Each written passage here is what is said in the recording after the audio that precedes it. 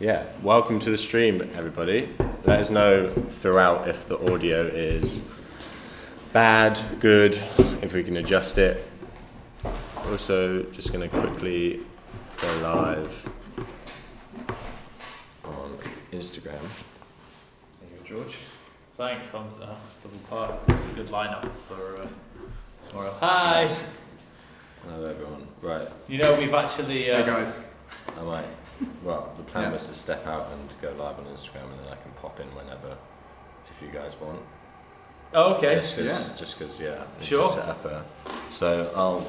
Sorry for this start of minor confusion, but you know what? I think it's our style. Yeah, that's what definitely. I've realised. Yeah. You can see the full office glory behind us as well. It's great. Yeah, it's in need of a clean-up. But we've got loads of bits and pieces, loads of deliveries. We've been getting new versions of the mics through. We've now had, we hope, what is the last one, but we've had some stuff to sort out on the USB fixing, so there's a bit of to and fro on that. We weren't particularly pleased with the first ones that came in. They were too loose in our minds, so we're still doing a little bit to try and sort that out, but we'll keep you updated on that in another... Is that one of the new ones then, George? No, I don't think it is, actually. Well, let me just try and grab one of those and demonstrate the... No? Okay. Let's wait until we know what's going to happen so that we can do an update. Sure. There might be... we want to know what the final one is so that we can unveil that. Yeah. Sorry, I can join back in. Okay, cool. Set up watching over there. Excellent. If you're hello Instagram, feel free to ask any questions and we'll keep checking. Lots of people waving. Hello. Hey guys. Cool. Yeah. So what have we got in store for today's AMA? We've had a few questions in, right? But I think there's updates. So one of the questions, well, we'll start with the ones that we always get. How much does it cost? Which is a standard one.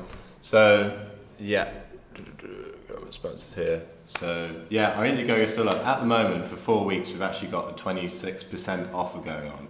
So, how much it costs right now is...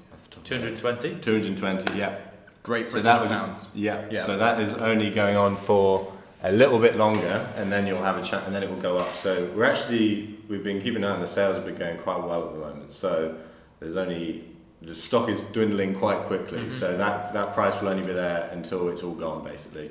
That's like classic Booking.com scare tactics. Yeah. It's already gone. Yeah. But it is true. We ordered when we did the Kickstarter, and when we were successful on the Kickstarter, we had 1,100 backers on the Kickstarter, and so we started the process of getting our microphone sorted, and in that we have ordered 1,500 units. Now, since then, we've continued to do pre-sales on Indiegogo, and we've continued to sell more, and so now we are into our last 200, I think. Yes, that's 200. So I don't know when they'll go. Maybe it will all go as pre-sales, which will be so then in the next like 4 or 5 weeks. Yeah. Or maybe some of them will trickle over to general sale once we've completed all of our pre-sale orders, but we don't know. So they are, and we did yesterday. We did four sales. So they're ticking over nicely. They're keeping on going. So stock is limited. The Booking.com scare tactics are real. Yeah. We also had a couple of questions, both of the same thing. Someone saying, will you sponsor artists in order to promote Doubler, and do you do sponsorship / artist endorsements? So the answer to it is, at the moment, our plan, we're just fulfilling our current orders. We want to get everyone who has pre-ordered one, get them through. So at the moment, we're not sending out kits to artists or stuff, because we just want to basically get all you guys your kits. But after that point, so after our release in October, if we have, we need to look at what we've got, look at our stock, what we've got next ordered. But we'll certainly be looking at like artists and people who, can work with us, and we'll basically be like, we'll just think about how we can work with them and what we can offer in what ways. So yeah, if you're anyone who's watching or we're watching, if you're one of those artists who's interested, feel free to send us anything, send us through your stuff. And yeah, we've got a nice big list of people that we would like to work with in the future. It might not be immediately, it might be further down the line, who knows? But anytime, send us your stuff and we'll have a look. Well, I mean, at the moment as well, in a way, we're the ones being sponsored by you guys, right? This is our little office. All the work that we're doing and all the money that we get in is on fulfilling the orders that you guys have made on trust backing this project that we're all working on. So in a way, you're kind of sponsoring us, and hopefully it's all going to go in the right direction, and we'll be in a position to return that trust. But right now we've got to get you these kits. Absolutely. Yeah. I mean, as we said, if you've got any questions throughout, I'll just check YouTube quickly. Yeah, that let us know on Instagram. Have you got any questions? I just checked. I have to get scarily close to the camera to all you people on Instagram. I'm going to check. I have to enjoy my face close up. But so I mean, if as we go on, we'll basically feel free to ask questions. But we're just going to do basically an update on where we're at, what we've been doing with Doubler specifically. So should we start with that? Should we go into Doubler? The software. Sure. So let me swap over so you guys can see Doubler. Oh, go with that. So this is the new UX that's in progress, not finished, but this is the new look. You guys saw the dark skin before. This is like a build on top of that, adjustments and stuff. But David, you want to... Do you want to pull this around so Instagram can have a quick look at Yes, of course, show these guys. I'll see that. Yeah. Flip it over. Okay. Great. So this is an evolution of the new look, the dark skin. What you can see at the bottom is some of George's new design coming in. We did have these kind of side sliders. And these are going to be removed because what we want to do is we want to try and give everyone the options, like as soon as they're clicking on something that's they're worried about, for instance, the vowels or the pitch, then it will automatically select the bottom bar section and then show the settings, and you can play with those dynamically without having to hide bits of the UI. So it'll be more of a kind of fluent experience. We're also going to be removing the mapping mode. This is the mapping mode button at the moment. We've made some improvements there. So the vowels used to always be moving around all the time. Now the vowels are only active. So George's giving a quick demo there. So they don't move around, which means there's not a lot of MIDI data going out. So you can. So it's easier to map. Sorry, that's me. It's easier to map with your mouth. So that's another big improvement. One of the other major improvements, I guess you can't really see straight up, but I'm going to get you to do another demo in a second, George. Lovely. So I'm going to bring up the activity monitor. I don't know if people on Instagram will be able to see this, but one of the really important things about any kind of audio software is that you want to make it as efficient as possible on the CPU, because you need your DAW in the background, like Ableton or Logic, to have as much CPU time as possible, so they don't crackle. You can have really, really low latency, what have you. So we've done a lot of work to make Doubler really efficient. So Doubler's running all of its detection stuff at the moment, and all of its audio thread in 6% of CPU on this machine at the moment. So I'm going to do some beatboxing or something like that. See if we can... and a bit of So if I do this, if we go back on OBS, is this actually coming through? Will they get the audio as well? Because they may as well have that. Get the audio. You should also get the mic. Let us know if it's. Can we change to my program? Yeah. Is that possible? Yeah. I'm not sure if I've got one. Logic. Yeah, that sounds like it could work. Oh, I can't hear any noise back there. Maybe there's no drum kit. The drum trigger. Okay. I'll let you do that. Okay. Oh, we need the activity monitor up. That was the whole point of this exercise. Okay. I'm just getting carried away with doing a performance. The pitch ones are still on as well. I don't know if you want to turn off the pitch. Let's put a very ominous. If I go key here, is that going to work? Or is it no, it's pretty much just that. But key lock. Let's just. This is suddenly the opportunity to perform has presented itself, and I'm taking it.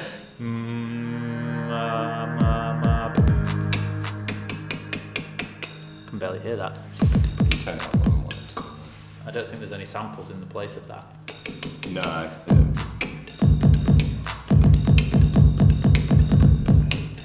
So you can see doublers staying under 10% CPU usage. Okay, hang on, let's go faster. Yeah.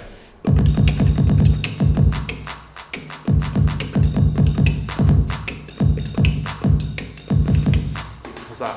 Doublers at 10.4. 10, You've really okay. pushed it. Let's do some more vowels.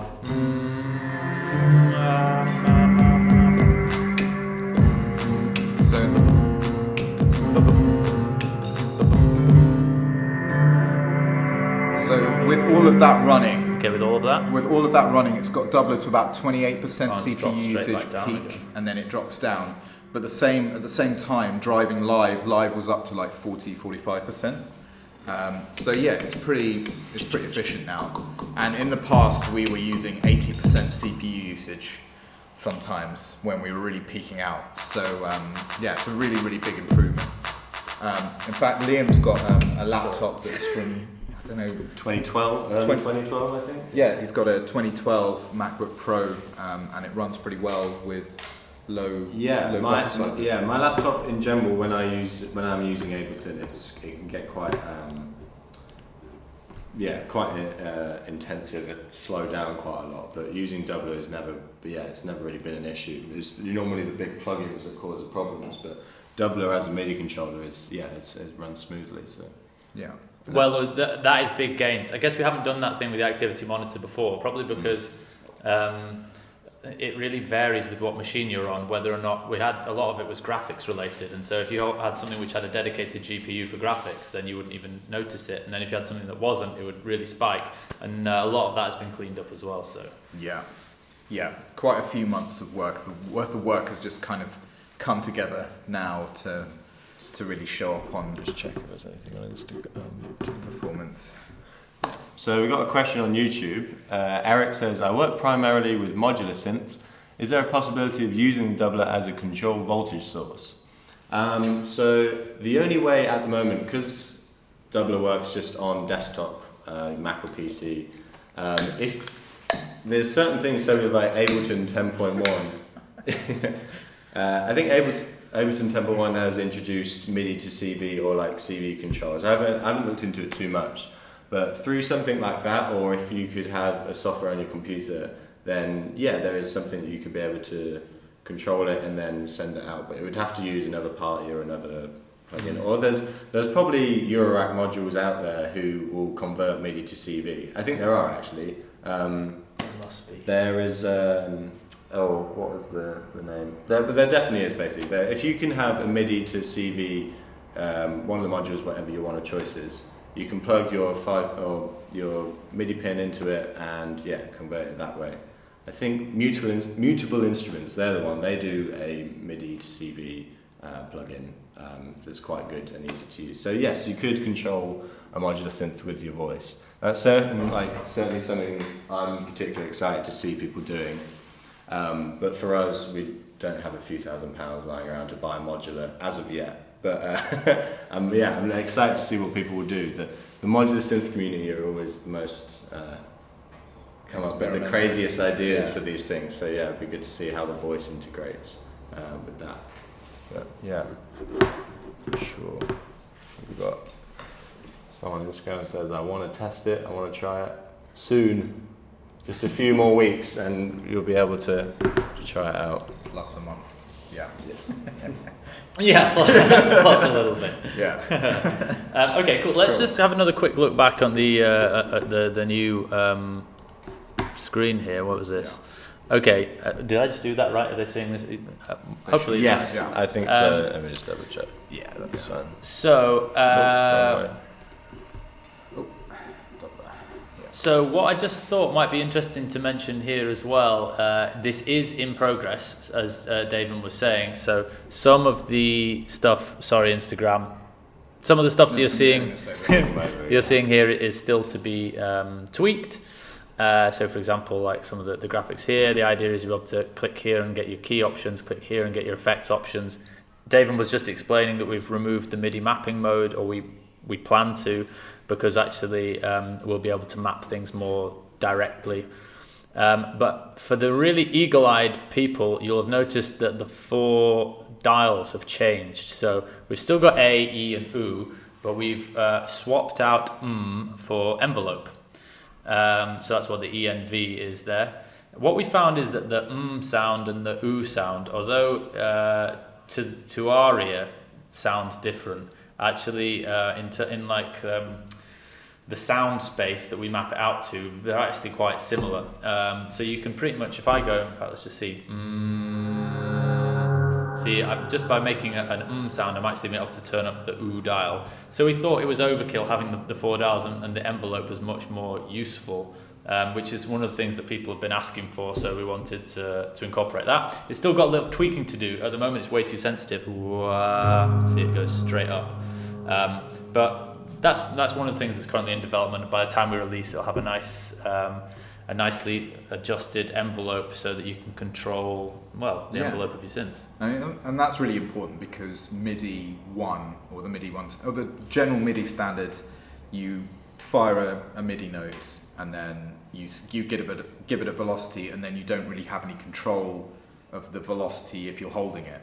But by using the envelope as a CC value, you could then modulate the sound of a violin or something as you're playing that one note, which I guess a lot of people actually try and use at the moment. So yeah, it's quite a natural thing that when you start to use your voice for these instruments, your voice you naturally want to do certain things, and we found that was one of those. Basically, you naturally wanted to use the envelope of your voice to control this. So. Yeah, exactly. Play to the strengths of the voice. Yeah. So main thing. Yeah. Cool. Another part, we also did a screen, adjust the size of the. Yeah. So this is again is a bit of a work in progress, and at least in this build, when I press this button. Are you nervous to press it? A little bit. Like, see what happens. Boom. Now, there you go. Mini me. And it, that's actually pretty good. And it becomes a bit smaller. This is really, really useful if you're on a 13-inch or on a cam 10-inch laptop or whatever.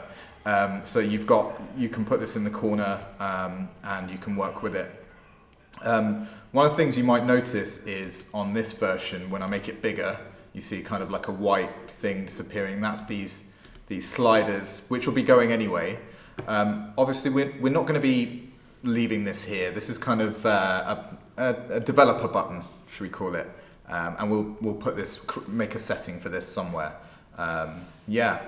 Maybe we'll even have different sizes. We'll see. But yeah, for now it's pretty handy being able to make it this small.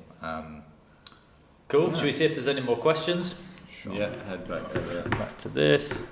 We've had a couple of people saying, hello guys, how are you doing on Instagram? Hello to everyone. Hey, hi Instagram. Said, amazing work on the MIDI mic, and also thanks for the Vochlea action. No worries, there's plenty more to come. Balances, there you go. Yeah, nice.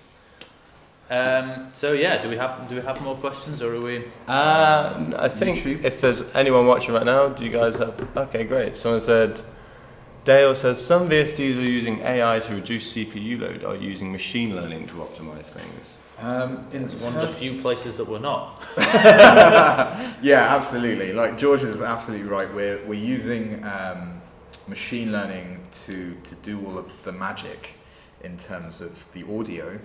But where, in terms of CPU load, we're doing it more the old school way. We're analysing how much CPU is being used under all the different profiles. So it's a bit more brute force. I don't even know how you would use AI to improve CPU load. I think the thing we're a little bit wary of with stuff like that, there are some things that are high priority with our approach to doubler, and top of that list is latency.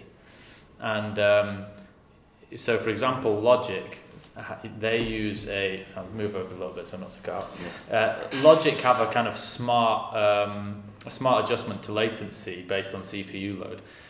So that can be really, really annoying if you're using Logic then suddenly you start to notice the latency goes up, and that's because you have got some VST or something like that. The logic is identified as raising the CPU, so it automatically has increased the buffer size for you, thinking that that's isn't that helpful of us?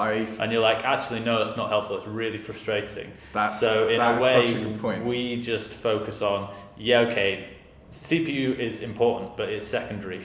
So latency. So we prioritize that first. That's a really good point. I guess with using AI, you're trying to optimize for multiple things.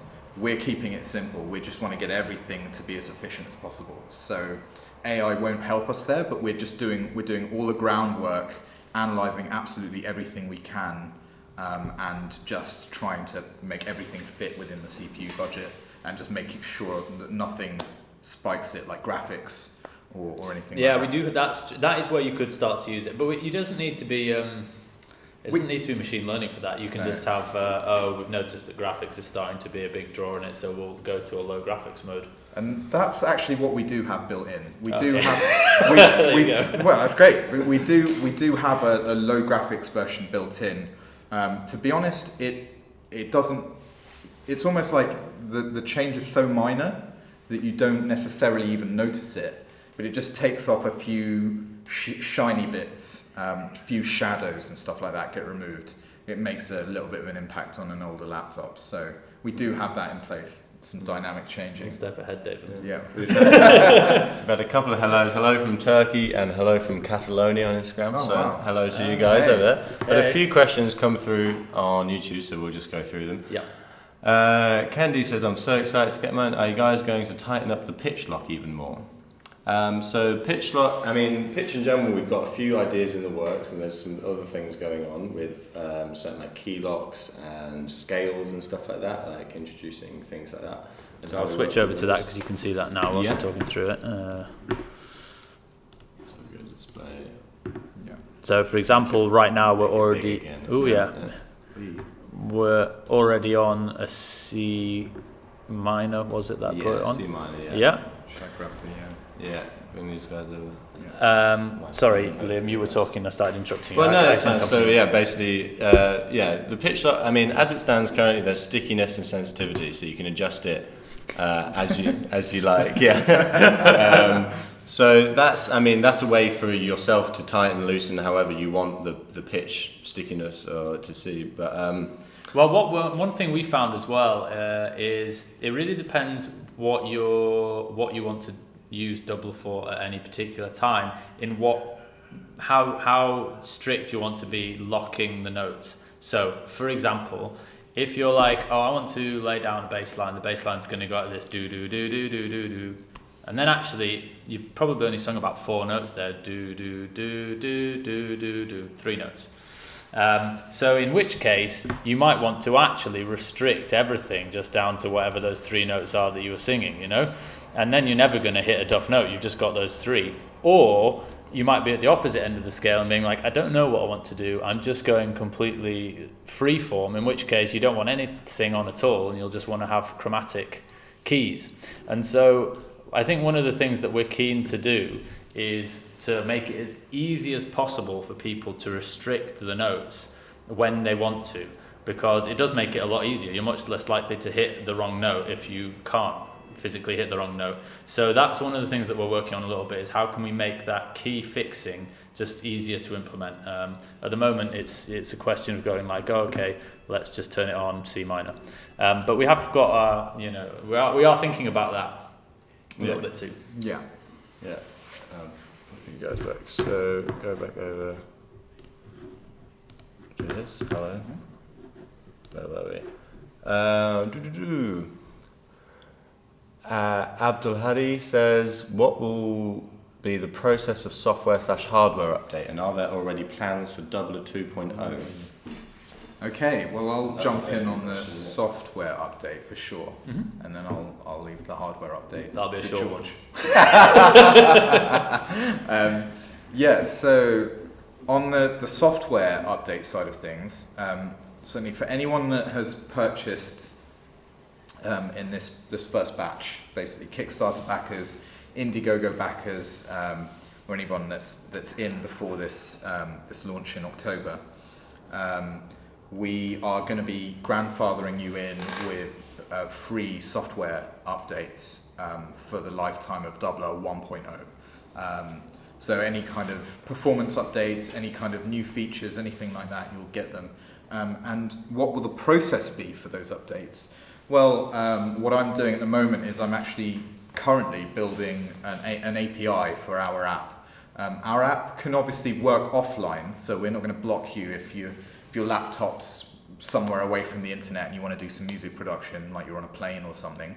You can still do that, but when you're connected to the internet, you'll be able to log in. You'll be able to see if you've got updates. Grab an update, and you'll get an alert that's telling you, oh, look, you're on Doubler 1.1. Doubler 1.2 has come out with some cool new feature. Download me, and you'll grab it. And I guess that's in two parts. I mean, there'll be the updates where it's like, here's the cool new feature, but also like being completely realistic. We're obviously going to be testing everything before we launch it. We test everything right now. But when we send it out to you, we're going to get a lot of feedback, and there's going to be a lot of minor updates off the back of that. There'll be someone using it on a machine that we never tried it with. There'll be someone using it with a DAW that we never tried it with, and it's going to throw something up, and we'll fix that and update it. And so at the start particularly, there's going to be a lot of minor updates and stuff like that going on, just to make sure that any bugs in the just off the initial stage get ironed out, and then after that it will be about new features and stuff like that. Absolutely, yeah. There's going to be a lot of action at the start, and there'll be plenty of software updates, I'm sure, for you. So you'll get value out of that. So how about hardware then? Hardware updates. Well, the way that the here we go. I'm not going to unplug it because otherwise we'll start getting crazy sounds as it switches over to a built-in microphone. But the whole point of the microphone is that it's a microphone that we've chosen the components for specifically for our use case, but that it is also a microphone and it is not a locking dongle. So if we update the versions of the software as we go along and we start introducing updates, new features to the software, it's not going to be suddenly like, oh, now you can't use it with the microphone anymore because we need to do a hardware update to support that. That was never the point. Actually, the main thing with the microphone from our point of view is about ensuring that all the people that have bought the Doubler Studio kit have the optimal experience, and the way that we can test and kind of guarantee that is by using the Doubler microphone. But that's not to say that there's some kind of locking or magical thing in here which means that in a year's time we have to release Doubler microphone 2, Doubler microphone 3. No, this is the one. The software will continue to grow, but the microphone is the microphone, which is a good thing, because we wouldn't want to release something that meant you had to buy a new microphone. Yeah, absolutely. We're not going to be asking you to buy more hardware. We are primarily a software company, and it's just the microphone's an enabler, really, isn't it? Yeah, absolutely. Yeah. So we had a question on Instagram where Hunty Beach says, have you worked with a beatboxer yet? So yes, we have, on YouTube. What are you saying, man?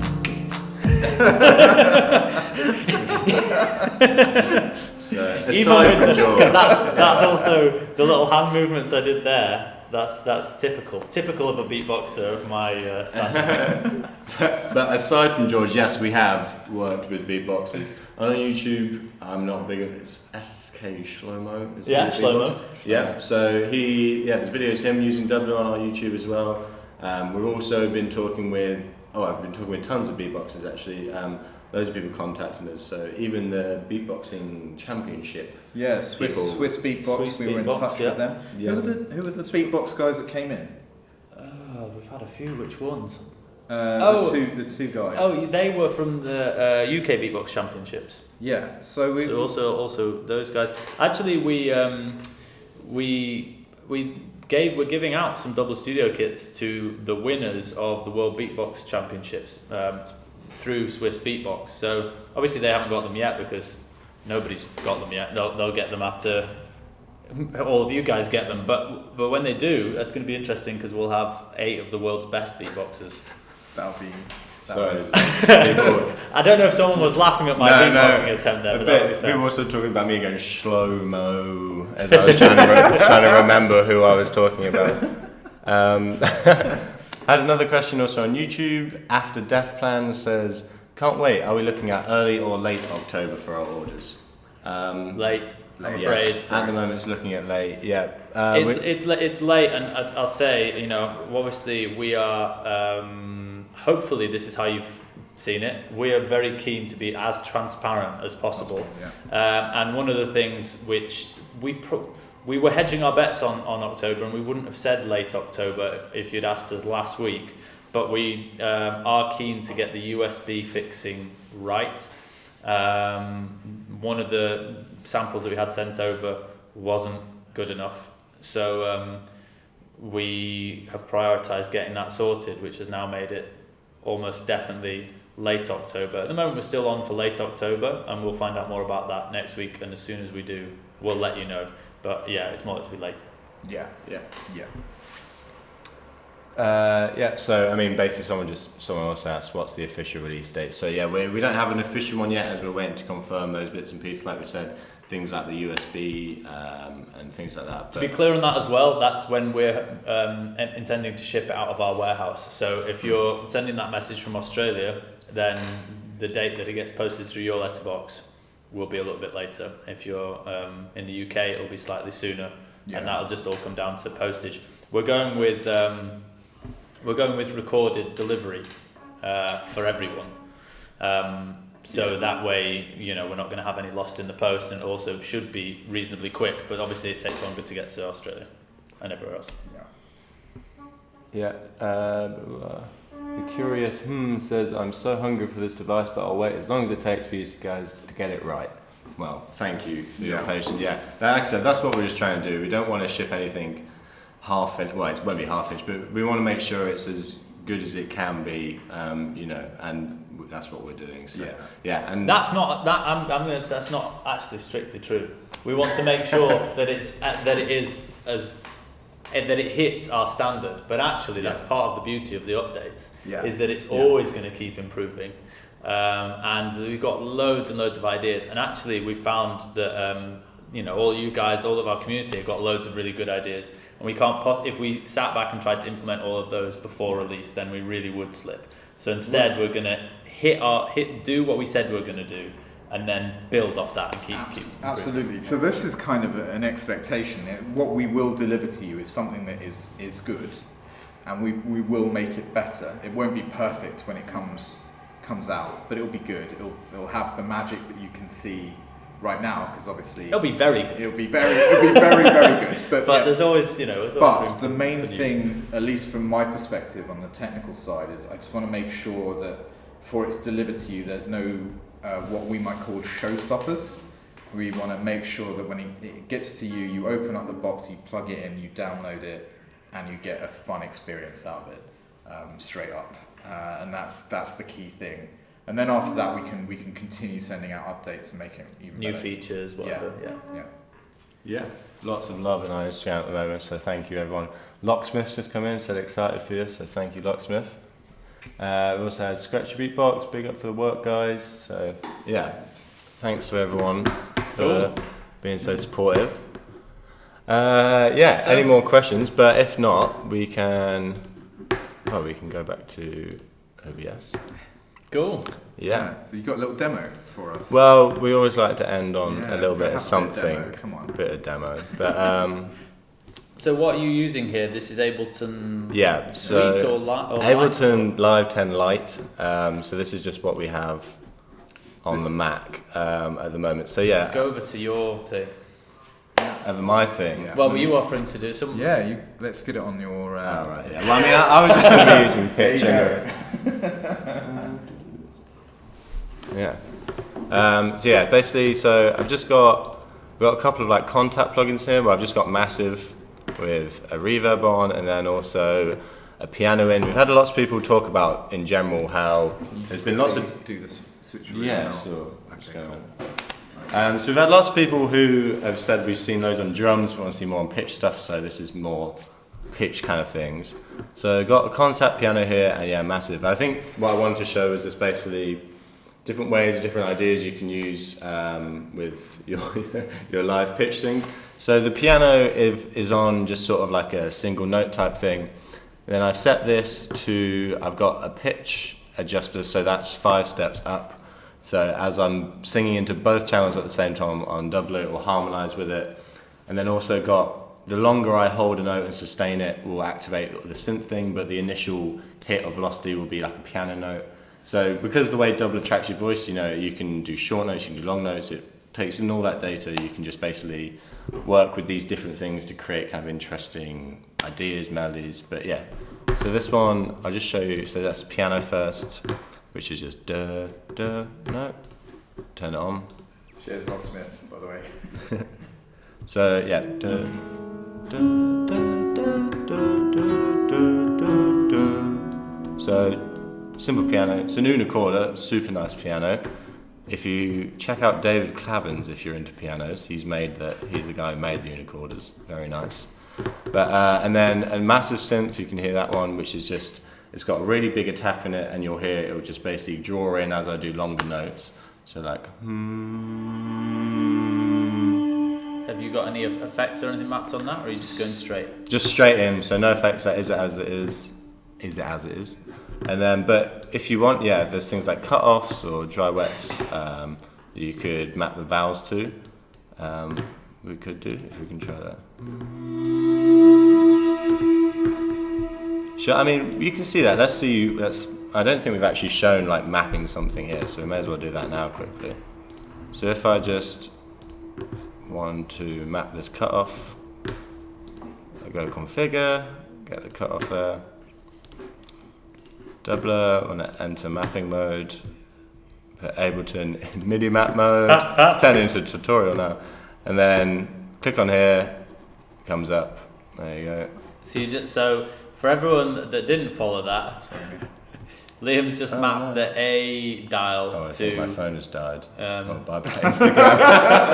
That's Sorry, Instagram down. Everybody's gone. Yeah, sorry, Karen. So people who weren't noticing, Liam just mapped the A dial to a cutoff on the massive. Wow, and you'll see now. Oh no! Oh, I've just changed it because I was in MIDI map mode. Let me go back. Right. Yeah. So you'll now notice. Nice.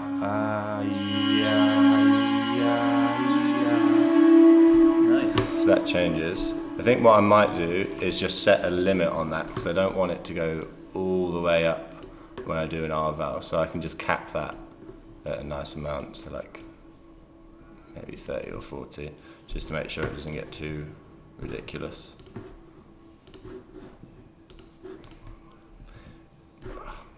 Yeah, but basically, when you've got those sort of two things going, you can play multiple synths, multiple instruments at the same time. Let's do it. Yeah, so.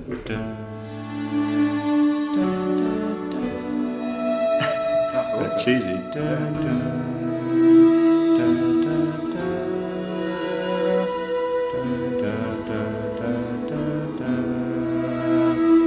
So it's just that basic idea that you can play single notes, of course, single notes, and after that, as soon as you want, you can introduce those longer synths by holding onto a note.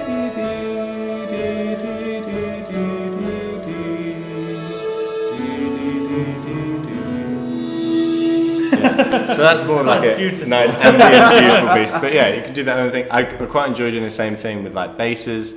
You have like a melody that's going on and you want like a dirty sort of bass as you're sort of thinking like da da da da, and then as you hit that longer note you can introduce a nice big bass that will come in, and you can do that all live basically. Are we going to, is it possible even, this is showing a little bit of my Ableton ignorance, is it going to be possible for us to create some sets for people that they will be able to download, where maybe there's a couple of synths, obviously here you've used massive, but some that are maybe more on the default thing, or where we've done something like map, already have some of the dials mapped to stuff, so that someone can have that kind of straight off experience? Yeah, so I mean, if you're like an Ableton user or Logic user, then we can send you Ableton projects that we've set up. I mean, it's obviously all dependent on plugins, but we can certainly make some with the stock plugins that are in there, and we can have a just to have some stuff so you can instantly like mess around with things. Yeah, for sure. Yeah, I mean, yeah, we can set those up. Get some ideas. Yeah.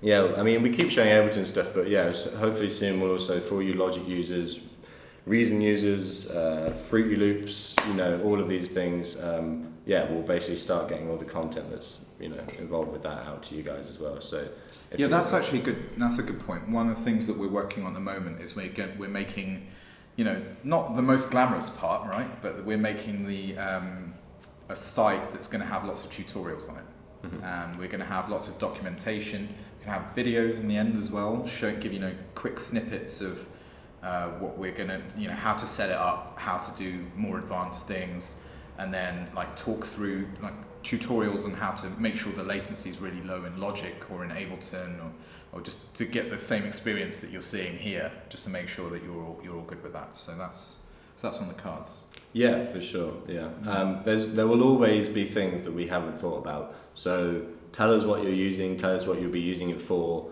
Post it wherever you like. You know, comment on things. But yeah, the more info we have on what you guys will be using on, the better we can prepare for. Yeah, basically, you know, writing out ideas, or you can just ask us personally. Send us a message on Facebook, and you don't have to post anyway. You can email us, send us it, and we'll answer you. Yeah. So we like being contacted. I think that's that's the take-home message. Yeah. Cool. I think that's maybe it. Yeah. Dale says we will also be starting a lab where we test these new kinds of devices and then try to help develop them. So I can't wait to receive and make it something that rocks this planet. Yeah. Me neither. Yeah, we've had loads of good and crazy ideas coming through. That is always exciting. We had someone talk about the other day how they were excited to see about training Doubler with like bird song and bird sounds from nature, which you could do. I guess you could point it at a certain thing if you cut it up into sound. Well, you saw earlier when I opened that can of beer, we had it. Yeah, beer has been a big thing for us that you can teach it. But yeah, so that's a really interesting one, you know, using like natural sounds or like not so natural sounds to make music and stuff. It's opens up a whole world of things. So yeah, we're excited to see all the stuff that we're not quite imaginative to think of yet. But cool. And drop us ideas for the next AMA as well. Yeah. So if there's other things you want, let us know. If you're watching this not live, you can still drop it in the comments. We will catch them all later. We make a note of them all, and the idea is we will address them in the next. I think what would be pretty cool is if you've got some ideas that don't involve really expensive equipment, but something you would do if you were sitting on this side of the video. What would you do with the mic? And now, you know what I think would be cool that we've never done is a duet. Maybe we can get. It's slightly difficult because obviously what we want to do here is stream all of the audio through to you guys, so then we can only have one system running all through this. But there must be a way at some point, maybe it won't be the next one, but to have two systems going at once. Because one of the tests that I use all the time for, if ever I think there's something a bit weird with the latency on this, the easiest way to check is to try and beatbox along to something, because you can keep in time with yourself, but then if you try and keep in time with something else, it's difficult if the latency is too long, and that's a little I must have got some setting wrong or something, because we know that it is capable of doing it. But there's one of the AMAs that you did recently, sorry, we haven't even talked about this, but let's do it in front of everyone. Live meetings. Yeah, live meeting. One of the previous AMAs, these guys were in the Rattle doing a demo with really loud sounds. So they showed that you can have, I don't know if it came across, but they were being deafened by how loud the audio was in front of the microphone, and it was still, there wasn't feedback and stuff, so it could be used in a live environment. But I remember, because I watched the whole thing, of course, that George wanted to beatbox along to, was it like a Prince tune or something like that? It was. No, it wasn't my choice, but it was. There was like sort of.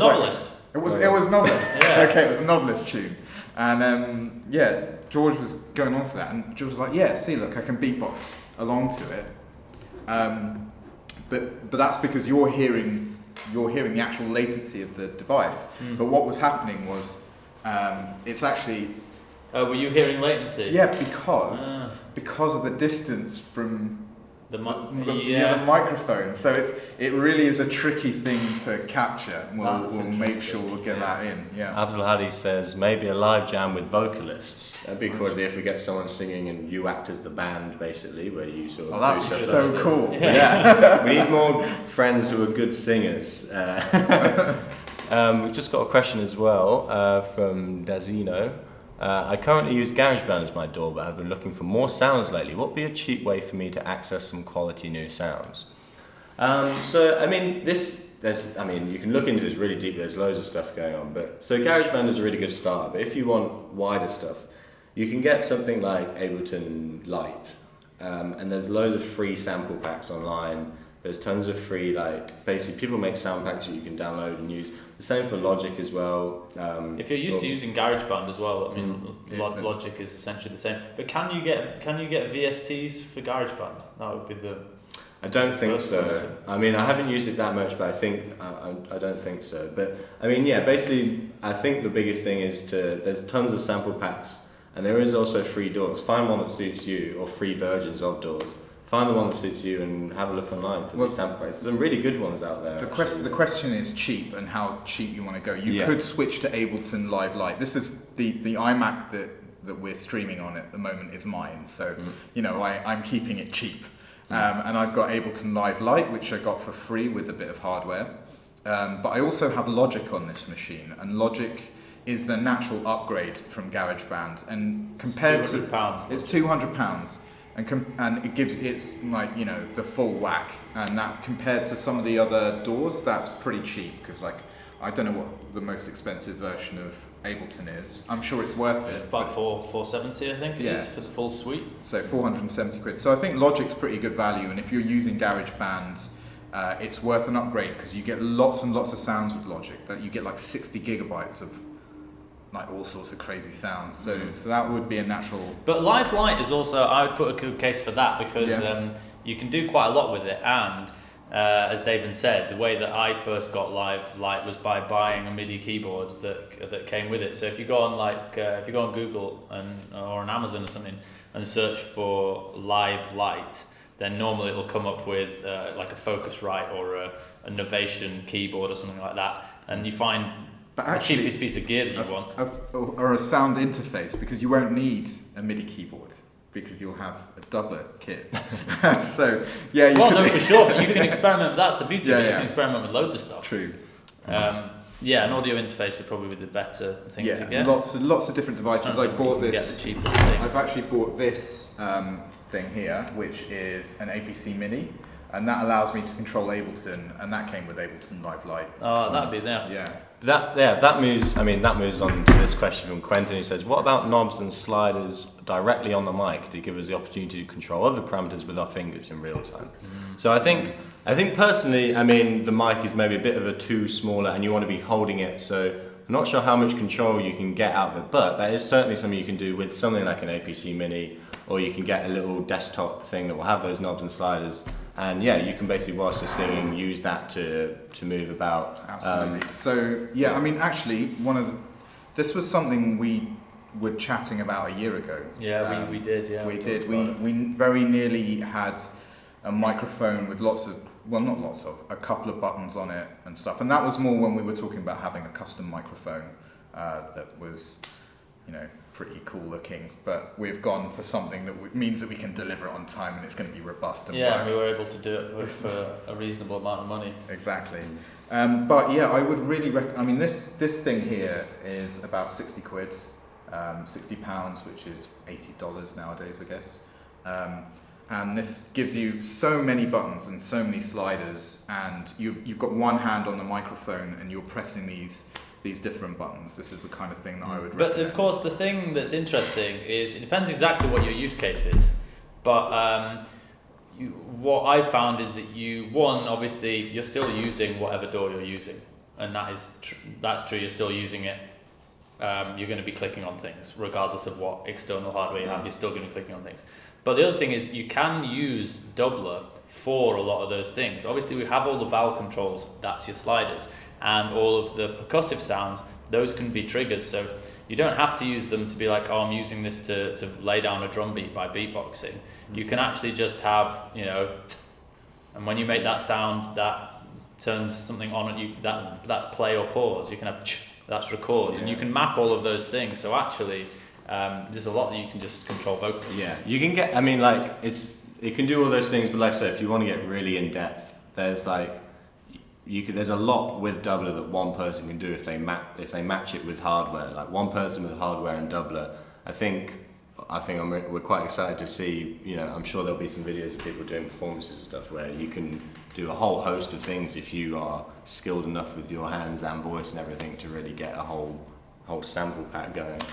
But yeah, we've also got Eric says go to a local practice space and ask around for vocalists. Yeah, we're actually members of the Rattle, which is a local studio, so maybe we should go ask anyone from those guys. I mean, George is actually a singer, and yeah, so I mean, we could. I mean, George could be on the vocals, and we could do the rest. Yeah, that would be great. I think maybe we'll go to the Rattle. We've rambled. Have we got? So should we end? We said we normally end on demos. After Deathband says, hoping to save a lot of time laying down orchestral layers. Any examples of strings? Thank you for doing it. We can quickly end on a strings one. If we go, let's go back into Contact and find. I think there's strings on here. I don't think we have them downloaded on this one. Let's have a look at what comes with Ableton Lite. There must be something. Well, I mean, we've got plenty of other. Wow, you're really downing on the. There's strings on here. We've got bowed strings. You want me to make some noises while you're doing this? Well, I have to. Let's put in cello solo. Don't know how good quality it is. Oh, we still got the other synth on. Let's have an ensemble actually. Why have a solo when you can have an ensemble?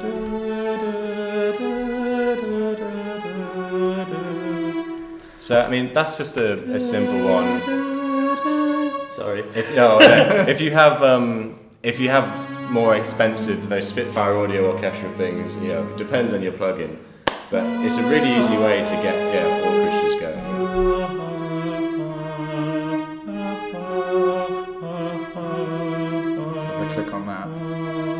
There's a string ensemble violin.